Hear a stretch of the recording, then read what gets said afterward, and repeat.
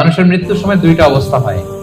যারা জাহান্নামী হয় তাদের রূপ নেয়ার জন্য একদল ফেরেশতা আসে বিকট শব্দ করতে করতে, ভয়ঙ্কর তাদের চেহারা, ভয়ঙ্কর দুর্গন্ধ। তাদেরকে দেখলেই মানুষ ভয় পায়, ত্রাসে কাঁপতে থাকে। তারা এসে ধমক দিয়ে আত্মাটাকে বলতে থাকে যে, হে পাপাত্মা, আল্লাহর ক্রোধ, রাগ আর জাহান্নামের দিকে বের হয়ে যায়। তখন এই আত্মাটা বেরোতে চায় না, কাফেরদের আত্মা ছোটাছুটি করে অস্থির হয়ে দিচ্ছে, জোর করে আত্মাটাকে তারা নিয়ে যায়, নিয়ে সিজ্জিনে রাখে।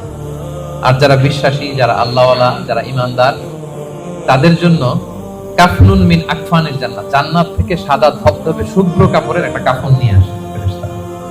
হানুত মিন হানুতিল জান্নাত, জান্নাতের পেয়ালা যেখানে সুগন্ধি থাকে, এগুলো নিয়ে আসে। এসে খুবই আন্তরিক ভাবে আত্মাটাকে আহ্বান করে যে, হে পবিত্র আত্মা, আল্লাহর সন্তুষ্টির দিকে তুমি বের হয়ে আসো। বলতে দেরি ওই আত্মা স্মুথলি বের হয়ে যায়। প্রিয় বন্ধুরা, এই দিনটার মুখোমুখি কিন্তু আমরা হতে যাচ্ছি। কি বলেন? একদিন আমাদের দেহ থেকেও তো আমাদের এই আত্মা বের হবে। আমরা যেন ওই শ্রেণীর অন্তর্ভুক্ত হতে পারি যাদের জন্য জান্নাত থেকে শুভ্র কাপড় আনা হয়। আল্লাহুম্মা আমিন।